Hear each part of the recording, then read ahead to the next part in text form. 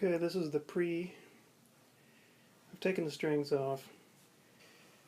Alright, so the project is I'm going to replace this pickup with a P90, and I'm going to change the finish, and I might leave the pick guard off to see how it goes. And I'm going to install a 5-way Telecaster switch here. While I'm at it here, I've got a loose piece of metal right here that rattles. It's not supposed to spin like that. Anyway, it rattles when you hit like a D string or something. See, this thing was inspected by somebody named A. They didn't do a very good job. Anyhow, it's a cheap guitar, I would expect. Okay, so here's the body.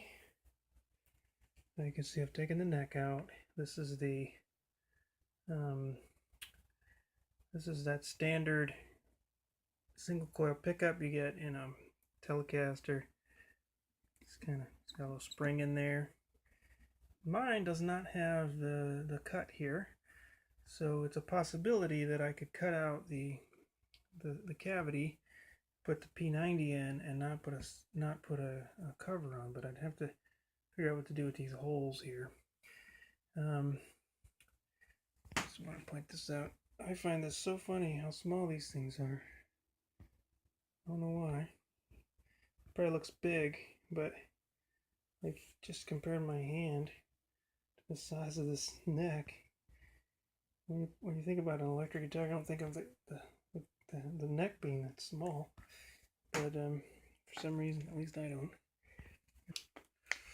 Here's the pickup. It's not a lot wider. Oh, sorry. Not a lot wider. I'll take it out. Check it out. So you gotta love how this pickup was sort of wrapped up like a burrito or something. Here's a shielded cable. I have no idea what I'm doing with that. I've never installed a pickup before, although I did switch out the pots on this guitar under there. So I've done the soldering that side of it. I'm not worried about that. But in terms of installing it, this is an inexpensive pickup. I got it's a Fleor vintage Alnico. So Alnico is supposed to be good. We'll see how it is. I got mine with the silver, like a chrome finish, because I thought, that's what a Tele has. You can see what they did here is they sent the wire from this guy through a hole here down to this side, and then both of these went together through here where they join up with the pickup switch. Okay, now I've got to the point where I'm going to need to use the soldering iron. I just want to show the old switch. Here he is. It's kind of a strange switch. I unsoldered those and this unsoldered the 3 or 4 spots there, and I can take this guy out. And once I've taken him out, I'll have this. So here's the 2 pots I replaced myself. Not too bad, I guess. I got a little burn on that one. Got carried away with the soldering iron there. But then once I've done that, I can pull these pickups out and start sanding. Okay, well, I'm waiting for the soldering iron to heat up. Notice something here. This guy was put in so tight, I don't know if you can see the little crimp on the wire there. So I've drawn a little hole. I've drawn a little dot there. I'm gonna have to drill another hole in there so it can clear this pickup. There's a little indentation here allowing the wires to clear. They put it right there. So yeah, I'm lucky this guitar's worked as long as it has. I must say, I think this bridge is probably a little bit too far that way than it's supposed to be, but I don't know that for sure, and honestly the only way to fix it would be to fill these holes and re-drill them, and I'd probably end up messing it up. So it's not perfect anyway, and we'll just leave it as it is. Okay, everything is out. There's the cavity. I've got a route so that the P90 will fit there. There's the hole I'm going to have to drill. But first I'm going to sand it down. Here is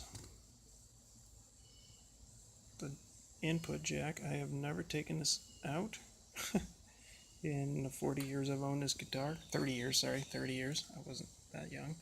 Here is the, what do they call it, a lipstick or something? Pickup that I am replacing. The neck pickup. And it has a very long cord. I hope the other one is long enough, but we'll figure it out. Some kind of magnet on the back there. This one has clearly a similar kind of its own construction. See, it's attached right to the bridge there. All right, that is step one, if you will. Okay, so after day one, you'll see I took that post out. Obviously, I emptied the cavity. I got this guy sanded down 90% of the way on the front, 99, whatever. And then, of course, I got the sides to do. And then the back is not done because of this stuff. It is stubborn as hell. There's probably something you can do. Like a chemical of some kind you could use. I didn't want to use a chemical on it. Maybe that was a mistake. Alright, day two. After basically an entire morning of sanding. There's my stack of sandpaper I went through. Sanding block. Here's my sander. Here it is. Finally finished it. Those sides are, well, mostly finished. It looks like I'm mostly done. Anyway, I'm gonna call it done for now, and I got 98% of that yellow stuff off of this wood. It was really hard on those sides. You can imagine. Look at this. I'm trying to get sandpaper inside that little area, and this one here, which gave me a lot of trouble. And there, I just used this file here, and just hope I got some of it. What I figured is I've got to open this slot so I can put the P90 in there, and then when I'm done with that, I will run it over again. I have one piece of medium sandpaper left. I'll run over the entire thing, then I'll run it down to lighter and lighter sandpaper. I noticed that if I look in the sunlight, I can see if I missed any little bit of glazy stuff. What happened with this stuff is that, I don't know, you can see a little bit of it right here. It is thick. I don't know if it's polyurethane or something else. It bonds itself. It bonded to the wood in such a way that when I got the gloss off the top, it turned into this white filmy stuff, and then it just very gradually went down until you got to another shimmery, gluey surface that had to be taken off. And you know, you can imagine what that gummy stuff does to sandpaper, and I just really had a real time of it. So if I had to do it again, I would probably try and find some kind of a product to take that stuff off, or at least I would have been a little more patient with myself. But I thought I could get it done in a day, and it took me, well, I guess an entire day, an evening and a morning. That sounds familiar somewhere, right? If only my second grade teacher could see me now. Well, look at this, right? I had to cut an exact line here, which I did not do. And then So I've obviously traced around this guy and then created a little reverse template. Okay, I've probably spent an hour and a half on it. And this guy almost fits. And that guy needs to go about 2 millimeters deeper. And then I'll have to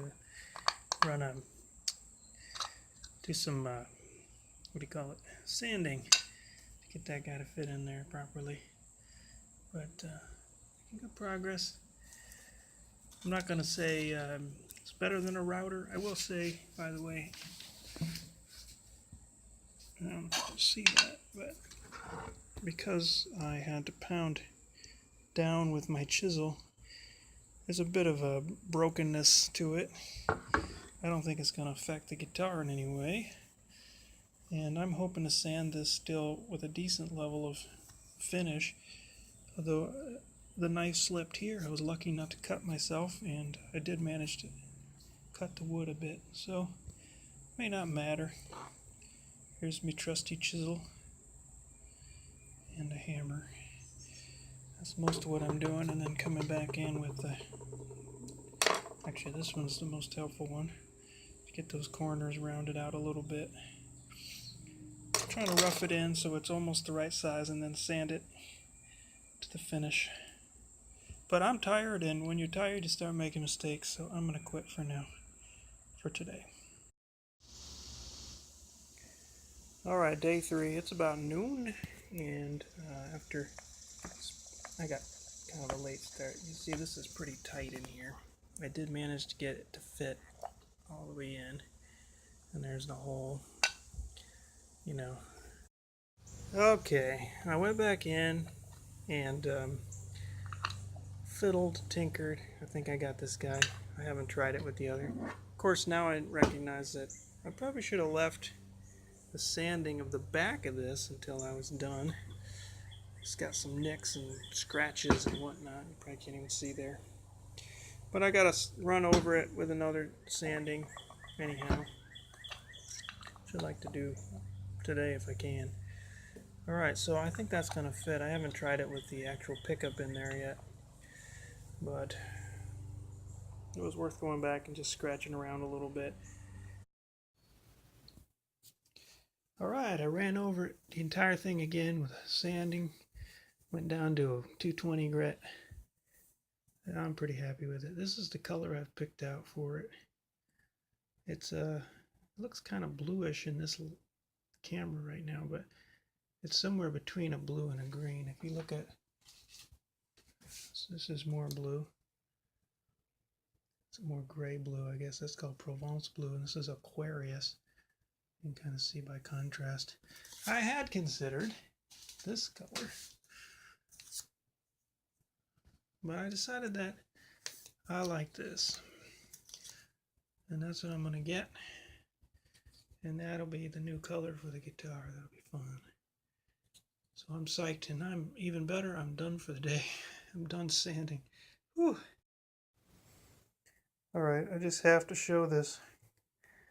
I got stigmata on my hands from this. There's a blister. There's one. There's can you see the red there? And there's another blister. So I think it's funny that I got stigmata from working on my guitar. That's from the carving knife pushing into my palm. So anyway, I probably thought of that because I'm reading this book, The 3 Stigmata of Palmer Eldritch by Philip K. Dick. If you haven't read it, check it out. Alright, here's an exciting moment. I picked out that stain color, and it was this, and the guy at Sherwin-Williams was kind enough to add a little extra green in there. I don't know how well you can see the difference, but it's noticeable enough. This one looked almost baby blue. This one looks a little more on the green side, which is nice. Looking forward to this. That's where we're at. Just going to rub it on there with some cloth. and have fun. Here we go. That's the back and the sides. I had a little trouble. Of course, one always has trouble, right? Weirdest thing happened while I was doing it. I was stirring it. I didn't have a proper stirrer, so I was using a pencil of all things. And it fell out of my hand, or it stuck to my fingers and landed right across there, splattered paint everywhere, or stain everywhere. So you can see it's a little uneven, but I think that's this is the way it's going to be, and it's kind of cool. This is going to be a pretty unique looking instrument. Looking forward to the next step. Front side. Wow, check that out. That is pretty. I'm liking it. I did the right thing by doing the back first. I got a little bit better at it. Just enough to hit the margin of error I'm comfortable with. Yeah, there's some dark spots up there. But this looks really nice here. And, you know, it's a guy that I'm going to be pretty happy with. Okay, since I'm done with the other part for today, I decided to come in with a steel wool, take some of to buff off some of the shine on this neck. Look at that, you could see a reflection on that part, but you can see from this one to this one that I've just taken a little bit of the sheen off of it. Hopefully that makes, supposedly that's supposed to help make the guitar a little easier to play. I'm sure it can't hurt. I can't believe I'm going to say this, but I actually like the way this looks without that gloss on there. Alright, we got the lacquer on. 2 cans of lacquer. It's drying. I just wanted to show how I kept the holes from getting too gummed up.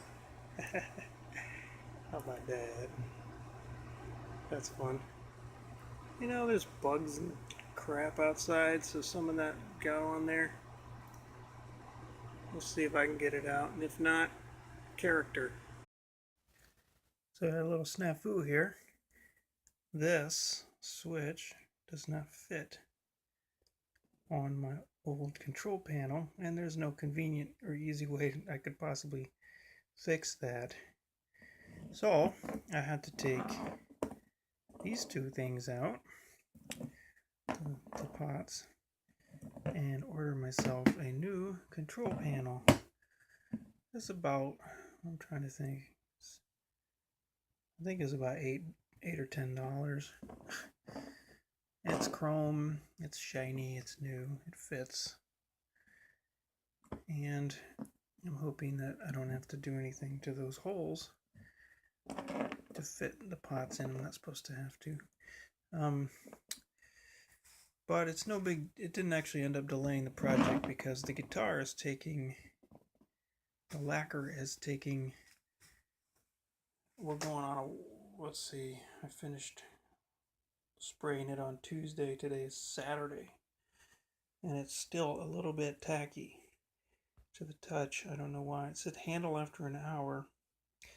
So, but I want to be sure because at one point I after one a day, I put it down on a couple of boards, put a fan on it to try and speed it up, and of course the board stuck to the thing and kind of marred the finish, so I'm going to have to touch it up as it is. But we'll fix it. We'll get there. But I got this guy on here. These are alpha pots. The stems fit perfectly, and we're good to go. So I feel like the maker of this 4-way switch, Oak Grigsby, should find a way to make it a little easier to install on a standard Tele control panel, for what it's worth. But that part's done, ready for soldering. Well, I forgot to drill the hole before I finished it, and this is what happened, of course, not surprisingly. I'm trying to get the drill in there at a tight angle. I heard a little grinding sound. By then it was too late. So what I did was I tried to drill it, didn't drill properly anyway. And then I just took a carving knife and opened up a little area in there where I could tuck the wires so they wouldn't be against the metal. I hope that's going to work, and well, we'll see. Now I got to try and touch that up. A little something for me to remember by. Put a little bit of blue in there, and or whatever, it's not really that blue. It took about 4 tries with this little tiny paintbrush. And I think I got enough in there to hide it from everybody but me. Okay, I went ahead and started wiring the jumpers onto this guy. So those are the blue and red. I think I got all the blue and red there. Here's the thing. I am terrible apparently at soldering because I'm constantly burning through tips, soldering iron tips. Actually, this is the second one. I can't say constantly, but see it's starting to go. This is a cheap piece of crap I got from Harbor Freight Tools because I was impatient and cheap. Maybe I should get a nicer one. Well, look at that. It fits. Actually, it didn't fit. I had to scrape the hole out with this little X-Acto chisel I've got here. Yeah, it only took me about half an hour. This Oak Grigsby thing is giving me nothing but trouble. Hopefully it sounds great when I get it on there. Had to order a special size tip here. I had to file off part of this thing so it would switch all the way through, and now I had to dig out part of the body of this guy to get it to fit inside there. A little milestone there. Neck on. See what it's going to look like. Okay, I soldered it, but can't tell on the test run whether my bridge pickup is working in this position, which is supposed to be, I think, the parallel boost mode, where they're both, or whatever they call it, running parallel. So I'm gonna have to check over the wires again. Okay, this is the after video. So, you know, I didn't do too much. I fixed this, but I put a little epoxy on there so it's not rattling. As I showed, I took a little bit of the satiny finish off the fingerboard. Obviously the main attraction is this. I felt like this came out nice enough. I like it without the cover. We'll see how it goes, you know, down the road. But the pickup, obviously the P90 is here. This is my 4-way switch. I called it 5-way by accident. That's my neck pickup. This is the 2 in series. This is the 2 in parallel, which is what you normally have. And then this is just the bridge pickup. I need to adjust the pickup height here. And I'm getting a little bit of more grounded, like a pop ground when I touch the metal than I used to. So I'm going to continue trying to ferret that out. I tried some things today. The other thing is, if I touch this pickup when I'm in this mode or this mode, I get an additional pop, and I'm not sure what that's about. So it's not completely done, but it is looking good and sounds great. I will put a sound sample up right about now.